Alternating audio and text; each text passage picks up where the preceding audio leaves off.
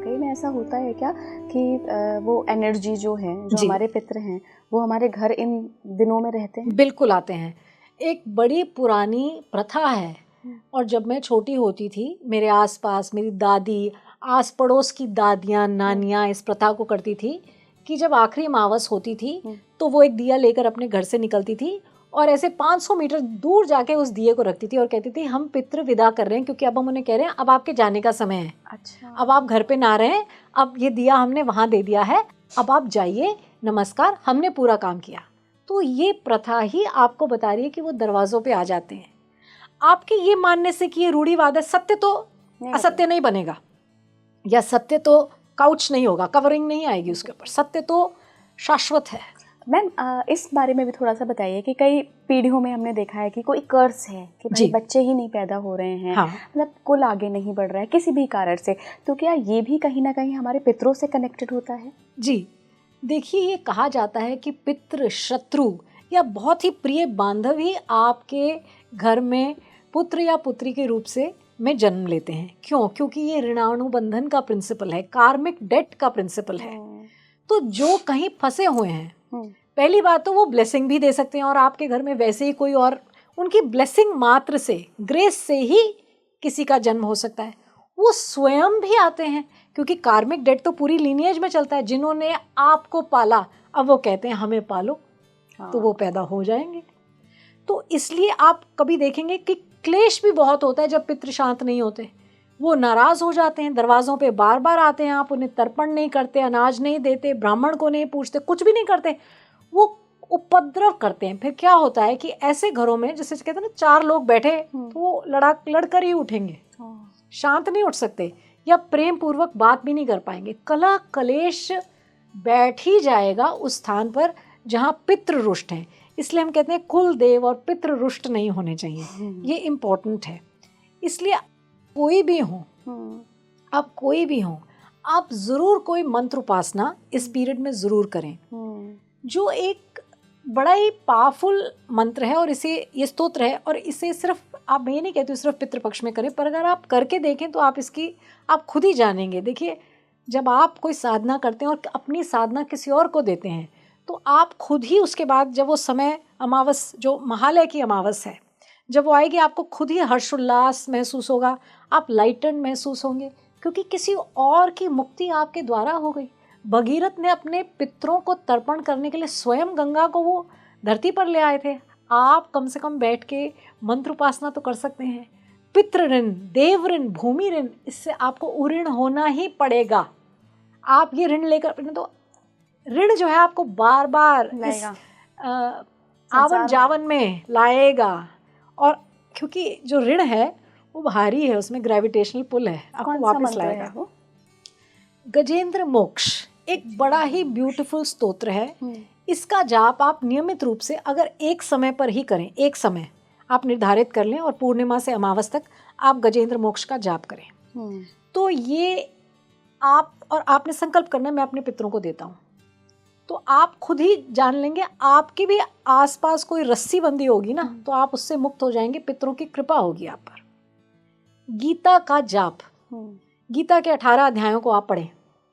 आप कहें चलिए मैं 18 को पढ़ता हूँ, दिन 16 है, मैं 18 अध्याय पढ़ूंगा, और मैं अपने संकल्प से अपने पितरों को ये देता हूँ। इसमें एक और पद्धति है, गीता का जो 7वां अध्याय है, 7वां 7th, उस स्पेसिफिकली कहा गया है पितृपक्ष में पढ़ने के लिए। आप कहें तो आप 16 दिन आप 7वां अध्याय पढ़ सकते हैं, या पूरी गीता पढ़ें। भगवान दत्तात्रेय के मंत्र को किया जा सकता है, दत्तात्रेय स्तोत्रम किया जा सकता है। दिगंबरा दिगंबरा श्रीपाद वल्लभ दिगंबरा, दत्तात्रेय के अनेकानेक मंत्र हैं। ओम द्रांग दत्तात्रेयाय नमः, दत्तात्रेय स्तोत्र कर सकते हैं आप। दत्तात्रेय सद्गुरु हैं, गुरुओं के गुरु हैं। जब गुरु भी गलती करते हैं तो दत्तात्रेय उन्हें टोकते हैं और उन्हें सुधारते हैं। ये गुरुओं के गुरु हैं, सद्गुरु हैं। देवी अनुसुईया के पुत्र हैं, और ब्रह्मा विष्णु महेश का समागम है भगवान दत्तात्रेय में। दत्तात्रेय जी का वर्शिप इस समय में किया गया, बहुत आपको फल देगा। आप इस साधना को कितना गहरा करते हैं। आप कहते हैं कि मैं 3 माला करूँगा दत्तात्रेय मंत्र की, या दत्तात्रेय स्तोत्रम करूँगा, ये हनुमान चालीसा 7 बार पढ़ूँ, गजेंद्र मोक्ष करूँ, गीता, ये आपके पास विकल्प हैं, आप ये कर सकते हैं। मगर साधना, मंत्र, ऊर्जा ज़रूर क्रिएट करें, क्योंकि ऐसी अपॉर्चुनिटी ज़िंदगी में बार बार नहीं आएगी। आपका जीवन कितना है, साल में एक बार ही आ रहा है कोई आपके दरवाजे पर, और दरवाजे पर आए हुए व्यक्ति को खाली हाथ नहीं भेजना चाहिए, कभी भी नहीं भेजना चाहिए। और ये तो आपके पितर हैं। एक और सवाल खुले दिल से इनको दें। एक और सवाल है मैम मेरा, कि हमारे तो कई पितर होंगे, क्या पता दादी दादा, उनके पापा मम्मी, बहुत सारे पितर होते हैं। तो एक साधना से क्या सारे पितरों का कल्याण कर सकते हैं? यस, आपने कहा मैं अपने सर्व पितरों के लिए ये करता हूँ। आप हर रोज बैठ के तर्पण करें, आप अगर चाहें तो हर रोज होम करें 16 के 16 दिन। अगर कुछ भी ना हो सके, आप महालय अमावस को सर्व पितृ अमावस्या जिसे बोलते हैं, जिनका आपको पता नहीं वो कैसे गए, क्यों गए, आप उस दिन होम करें। आप होम नहीं कर सकते, एक और बात है इसमें, आप कहें कि मैं सारे दिन, अगर आप बहुत संस्कृत पढ़ सकते हैं तो आप कहें मैं सभी दिन विष्णु सहस्त्रनाम पढ़ता हूँ। आप विष्णु सहस्त्रनाम तो सर्वोपरि है, इसका जाप दें, मगर ये ज़रूर करें, क्योंकि आपने शरीर इसीलिए धारण किया है कि आप सुकर्म करें।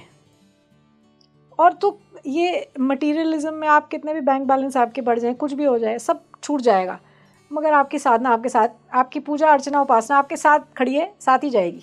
आपकी चित्त की स्थिति को बदल देगी, ये आपके साथ ऑटोमेटिकली होगी, ट्रांसम्यूट कर जाएगी, आप ही को, आपकी स्थिति को सब्लिमेट कर देगी, आपकी चित्त की स्थिति को सब्लिमेट कर देगी। मैम मैं एक्सपर्ट नहीं हूँ, लेकिन क्यूरियोसिटी बहुत रहती है मुझे अक्सर। तो एक सवाल मेरे मन में आ रहा है, मान लीजिए किसी कोई एक लीनिएज चल रही है, उसमें आपके पूर्वज ही पैदा हो रहे हैं बार बार, और वही लोग जो पैदा हो रहे हैं वो उन्हीं लोगों के लिए श्राद्ध कर रहे हैं, तो ये कुछ मतलब फिर कैसे चलेगा सिस्टम? नहीं, देखिए, एक पितृ आपके घर में आए, पर पितृ एक तो नहीं है ना, पितृ तो अनेकानेक है, एक थोड़ी है, आपने भी खुद ही कहा वो तो अनेकानेक है। तो करने दीजिए। अब ये नया देह धारण किया ना, अब ये नई पोजीशन आ गई, तो उस आत्मा के लिए इस नए देह से मैं ही अपने लिए, मैं अपने लिए तो नहीं, मेरे पास तो और भी बहुत है।